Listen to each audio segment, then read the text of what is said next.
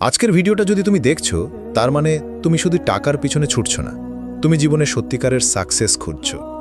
তুমি চাইছো তোমার পরিবার তোমাকে নিয়ে গর্ব করুক, সমাজ তোমাকে সম্মান করুক, আর তুমি ভেতর থেকে শান্তি পাও।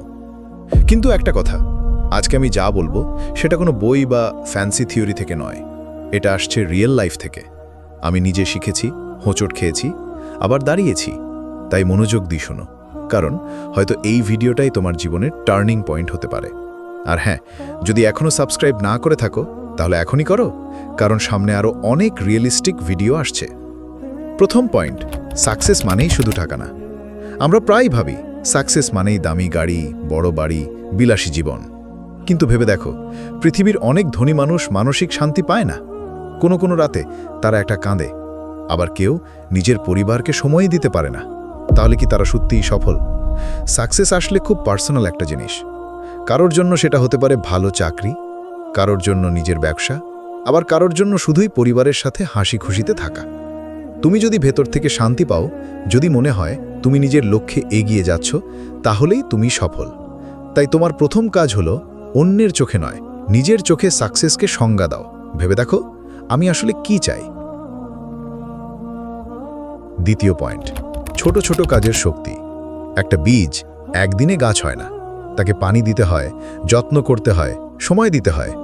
তুমি যদি ভাবো আজ কিছুই জানি না আর কাল এক্সপার্ট হয়ে যাব, সেটা অসম্ভব। বরং প্রতিদিন সামান্য উন্নতি করতে হবে।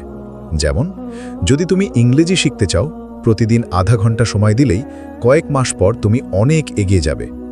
ঠিক এইভাবেই ছোট ছোট কাজগুলো যোগ হতে হতে একদিন বিশাল ফলাফল এনে দেয়। সব সফল মানুষদের দিকে তাকাও, তারা রাতারাতি বিখ্যাত হয়নি। বছরের পর বছর ছোট ছোট কাজ, ছোট ছোট অভ্যাস, এসবই তাদের বড় করেছে। তাই একসাথে সবকিছু করার চেষ্টা করো না। আজই ছোট্ট একটা পদক্ষেপ নাও। হয়তো আজ শুধু 5 মিনিট, কিন্তু কাল সেটাই তোমার জীবনের সবচেয়ে বড় পরিবর্তন হয়ে উঠবে। তৃতীয় পয়েন্ট, ফোকাস আর ডিসিপ্লিন। আজকের যুগে সবচেয়ে বড় শত্রু হলো ডিস্ট্র্যাকশন। পড়তে বসলে মোবাইল টেনে নিয়ে যায়, কাজ শুরু করলে ইউটিউব বা গেমস ডাকে, আর এইভাবেই দিন শেষ হয়ে যায় হাতশূন্য। কিন্তু যারা সত্যি জীবনে বড় হয়েছে, তারা একটা জিনিসে ফোকাস ধরে রেখেছে। তুমি যদি প্রতিদিন নির্দিষ্ট সময়ে মনোযোগ দিয়ে কাজ করো, তাহলেই ধীরে ধীরে অন্যদের থেকে অনেক এগিয়ে যাবে। ডিসিপ্লিন মানে শুধু পড়াশোনা নয়, ডিসিপ্লিন মানে তোমার জীবনকে ম্যানেজ করা। যেমন, কখন ঘুমাবে, কখন কাজ করবে, কখন রিল্যাক্স করবে। যদি এই ব্যালেন্স ধরতে পারো, তাহলে সাকসেস তোমার কাছেই আসবে। চতুর্থ পয়েন্ট, ব্যর্থতাকে ভয় পেও না। আমরা একবার চেষ্টা করেই ব্যর্থ হলে ভেঙে পড়ি, মনে হয় আমার দ্বারা কিছু হবে না। কিন্তু ভেবে দেখো, তুমি যখন ছোট ছিলে হাঁটা শিখেছিলে কি একদিনে? না, বারবার পড়ে গিয়ে আবার দাঁড়িয়েছিলে। জীবনের প্রতিটি বড় জার্নিতে ব্যর্থতা আসবে।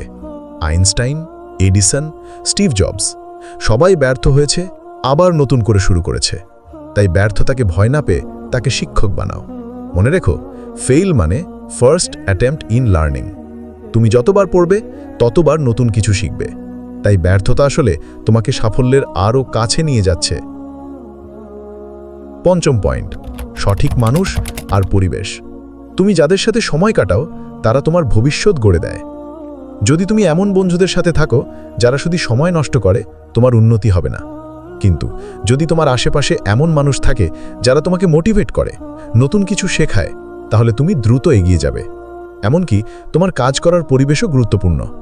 শান্ত পরিবেশে মন বসে, আর আওয়াজের মধ্যে মন ভাঙে।